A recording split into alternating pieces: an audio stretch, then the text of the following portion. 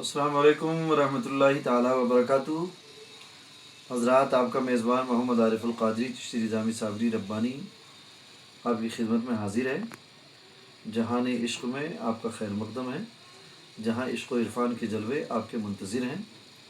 यहाँ ख्वाबों की ताबीर बताई जाती है, यहाँ इस्तिखारा किया जाता है, यहाँ रूहानी व जिस्मानी बीमारियों के लिए दुआ की जाती है, वजीफ़ा बताया जाता है, हाज़िरी लगाई जाती है और अल्हम्दुलिल्लाह अल्लाह पाक उन्हें शिफा भी अता फ़रमाता है। जो मरीज़ हमारे जहान इश्क़ में आते हैं, हम हर रोज़ लाइव में 10 बजे आते हैं और ज़िक्र कराते हैं, सवालात के जवाब देते हैं, रूहानियत पर गुफ्तगू होती है और इस्लामिक जनरल नॉलेज के ताल्लुक़ से हम गुफ्तगू करते हैं।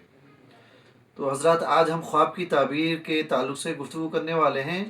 ख्वाब में उड़ना, यानी कोई साहब अगर ये देखते हैं कि मैं ख्वाब में उड़ रहा हूँ तो उसकी क्या क्या कंडीशन हो सकती है, उसकी क्या ताबीर हो सकती है, उस ताल्लुक़ से हम गुफ्तगू करना चाहते हैं। हज़रत दानियाल अलैहिस्सलाम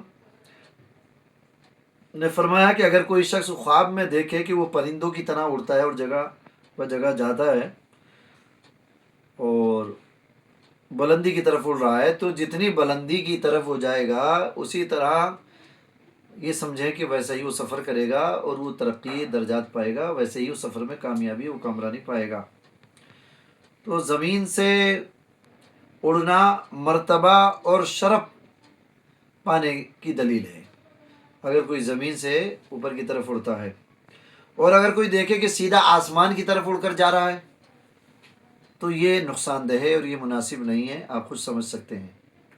ठीक है, तो ज़मीन से फ़ज़ा में उड़ना कि कोई खाने काबा की तरफ उड़ रहा है, कोई बाग के ऊपर उड़ रहा है, कोई पानी के ऊपर उड़ रहा है, तो ये जो है सेहत व तंदरुस्ती की दलील है, मरज़ से शिफा पाने की दलील है, तरक्की दर्जात की दलील है, खुशहाली की दलील है और गम व आलम दूर होने की दलील है। जैसे कि हमारे एक मोतक़िद है नियाज़ अहमद साहब, उन्होंने चारकोप मुंबई से सवाल किया कि हज़रत, मैंने ये देखा है कि मैं एक जगह से उड़ा हूँ और लोग मेरी तरफ को देख रहे हैं, मुझे उड़ता हुआ देख रहे हैं, फिर मैं उतर गया हूँ, फिर एक दूसरी जगह फिर उड़ा हूँ और फिर उड़ करके एक जगह बालाखाने पे कहीं किसी मकान पे उतरा हूँ जाके। तो अगर कोई एक बाले खाने से दूसरे बाले खाना की तरफ उड़ता है तो दलील ये है कि वो बीवी को तलाक देगा और दूसरा निकाह करेगा, बीवी को तलाक देगा अगर कोई एक बाला खाने से दूसरे बाला खाने की तरफ उड़ता है। तो अगर कोई ज़मीन से उड़ा और गुम हो गया, ऊपर चला गया, वापस नहीं आया, तो समझ लें कि वो जल्दी रहलत फरमाएगा, जल्दी दुनिया से रुखसत हो जाएगा। आसमान की तरफ गया, वही कहते हैं ना कि ऊपर चला गया, यानी मतलब ये है कि वो इंतकाल कर गया। तो ऐसे ही ख्वाब में ये देखना कि कोई उड़ गया और ऊपर की तरफ गया और फिर वापस नहीं आया, गुम हो गया, तो गोया उसका इंतकाल करीब है। हज़रत मोहम्मद बिन सीरीन रहमतुल्लाहि ताला अलैहि ने फरमाया कि अगर कोई देखे कि क़िबले की जानिब उड़ा है फिर अपनी जगह पर आया है तो वो जल्द सफ़र पर जाएगा और वापस आएगा और बहुत सा मुनाफा भी उस सफ़र में उसको होगा, मुनाफा उठाएगा वो। जी, और ख़ास तौर से जबकि वो पर के साथ उड़ रहा है। नियाज़ साहब तो बग़ैर पर के ही उड़ रहे थे, पर नहीं थे उनके, बग़ैर परों के उड़ रहे थे। लेकिन अगर कोई ये देखे कि क़िबले की तरफ उड़ रहा है, परों के साथ उड़ रहा है, तो वो जल्दी सफ़र को जाएगा और वापस आएगा और बहुत सारा मुनाफा भी वो पाएगा।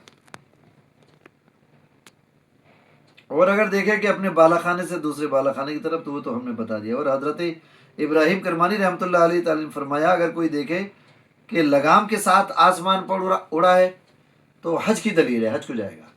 यानी कोई घोड़े पर या ऊँट पर सवार होकर के हवा में उड़ रहा है सवारी पे, तो ये समझ लें कि वो सफ़र हज पर जाएगा। अल्लाह मुबारक करे।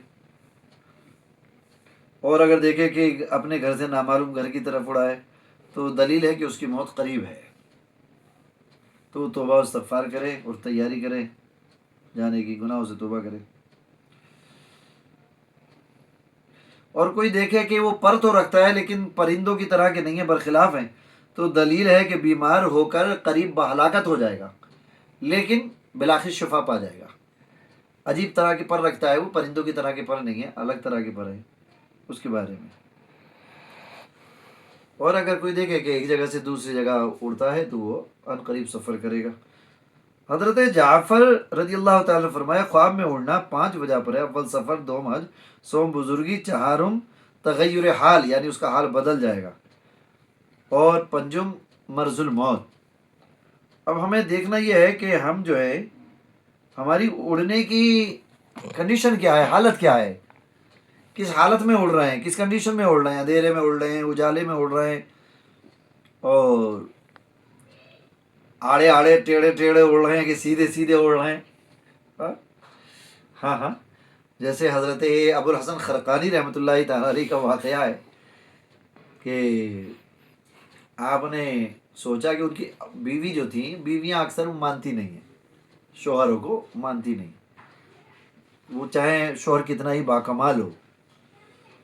تو انہوں نے سوچا کہ یار یہ مانتی نہیں ہے مجھے، چلو آج اسے منواتا ہوں میں۔ تو وہ ایک جگہ گئے اور پھر ہوا میں اڑتے ہوئے مکان کے اوپر سے گئے، نکلے، ہوا میں سے اڑتے ہوئے گئے، آواز تو صحیح آ رہی نا، تو ہوا میں سے اڑتے ہوئے گئے گھر کے اوپر سے، اور ہاتھ بھی ہلایا کہ بیوی دیکھ بھی لے۔ اب وہ کچھ دیر کے بعد کہیں اتر کے پھر واپس گھر آئے تو بیوی بولی کہ آپ بنتے ہو اللہ والے، اللہ والے، اللہ والے ایسے ہوتے ہیں، اللہ والے تو آج میں نے دیکھے گھر کے اوپر سے اڑ کے جا رہے تھے اور ہاتھ بھی ہلا رہے تھے، ایسے ایسے ہاتھ ہلا رہے تھے۔ تو آپ نے سوچا ارے اس نے پہچانا نہیں مجھے، بولے ارے وہ اللہ کی بندی، وہ میں ہی تو تھا۔ اچھا آپ تھے، تبھی ٹیڑھے ٹیڑھے اڑ رہے تھے، اڑنا بھی نہیں آیا۔ تو بات یہ ہے حضرات کہ اگر اڑنا ہے تو کیسے اڑ رہے ہیں خواب میں وہ دیکھنا ہوگا۔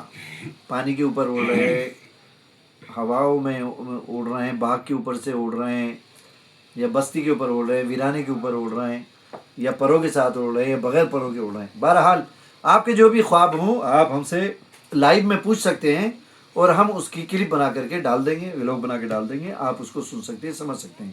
ٹھیک ہے حضرات؟ تو خواب جو ہے ایک تو یہ آپ گانٹھ باندھ لیں، خواب نبوت کا 46واں حصہ ہے۔ خواب اللہ کی طرف سے بھی ہوتے ہیں، کچھ تو پریشان خواب ہوتے ہیں، ویسے ہی کھانا زیادہ کھانے کی وجہ سے، گیس کی وجہ سے بن جاتے ہیں، لیکن جو آخری وقت میں خواب رات کے آخری حصے میں دکھتے ہیں وہ سچے خواب ہوتے ہیں، اللہ کی طرف سے ہوتے ہیں۔ لیکن ہاں البتہ جو خواب جتنا رات کے پہلے حصے میں دکھے گا اتنا جلدی اس کی تعبیر ظاہر ہو جاتی ہے۔ کسی خواب کی تعبیر 10-5 دن میں، 2-4 دن میں بھی ظاہر ہو جاتی ہے، کسی کی 3 مہینے 6 مہینے میں ظاہر ہوتی ہے۔ بہرحال خواب جو ہے کن لوگوں سے بتانا چاہیے؟ جو تعبیر جانتا ہے اس سے خواب بیان کرنا چاہیے، ہر ایک سے خواب نہیں بیان کرنا چاہیے۔ ہاں البتہ صبح اٹھنے کے بعد اللہ کے نبی صلی اللہ علیہ وسلم صحابہ کرام سے پوچھا کرتے تھے، اور حکم تھا کہ اپنے بچوں سے بھی پوچھیں۔ آپ کو بھی چاہیے کہ اپنے بچوں سے صبح اٹھتے ہی پوچھ لیں کہ کسی نے کوئی خواب تو نہیں دیکھا ہے، کیونکہ صبح صبح خواب یاد رہتا ہے، اس کے بعد انسان بھول جاتا ہے دنیا داری میں۔ صبح اٹھ کر کے پوچھیں کوئی خواب تو نہیں دیکھا ہے، کیونکہ خواب ایک طرح کا استخارہ ہوتا ہے، اللہ عز و جل کی طرف سے ایک جو ہے اشارہ ہوتا ہے، حکم ہوتا ہے، اس کو بجا لانا ہوتا ہے۔ تو خواب جو ہے جاہل سے نہیں بیان کرنا چاہیے، دشمن سے نہیں بیان کرنا چاہیے، حاسد سے نہیں بیان کرنا چاہیے، عورت سے نہیں بیان کرنا چاہیے۔ ہاں عورت بھی کم عقل ہوتی ہے، کیونکہ جب تک خواب بیان نہیں کیا جاتا، اس کی تعبیر نہیں بیان کی جاتی ہے، تب تک خواب معلق رہتا ہے زمین آسمان کے بیچ میں۔ اور جیسے ہی اس کی تعبیر اچھی یا بری، کسی نے اچھی تعبیر تھی لیکن بری بتا دی تو وہ بری ہو جائے گی، ویسے ہی ہو جائے گی۔ اس لیے اپنے حاسد سے، مخالف سے، دشمن سے خواب نہیں بیان کرنا، عورت بچوں سے بھی خواب نہیں بیان کرنا چاہیے۔ اللہ عز و جل نیک توفیق عطا فرمائے۔ ہمارے چینل کو لائک سبسکرائب کرتے رہیں حضرات، زیادہ سے زیادہ لوگوں تک پہنچائیں تاکہ پریشان بیمار لوگوں کا علاج ہو سکے، ان کے لیے دعا ہو سکے اور وہ ذکر کر سکیں۔ اللہ کے بچھڑے بندوں کو اللہ سے ملانا، یہی ہمارا مقصد ہے۔ ہر روز رات کو ہم 10 بجے لائیو آتے ہیں، آپ وہاں بھی اپنے سوالات رکھ سکتے ہیں، اپنی بیماری کے تعلق سے، اپنے کاروبار کے تعلق سے، اپنے خوابوں کے تعلق سے، اپنے رشتوں کے تعلق سے۔ اللہ کریم آپ کی پریشانیاں، بیماریاں دور اور دفع فرمائے۔ اللہ کریم عشق و عرفان کے جلووں سے آپ کو روشن منور فرمائے، اللہ کریم آپ کو دیندار مالدار بنائے، بانٹنے والا کھلانے والا بنائے، آپ کا، آپ کے بیٹا بیٹیوں کا، آپ کے اہل خانہ کا اچھا نصیب فرمائے، اللہ کریم آپ کو حاجی و نمازی بنائے، آمین وآخر دعوانا الحمد للہ رب العالمین۔ السلام علیکم ورحمۃ اللہ تعالیٰ وبرکاتہ۔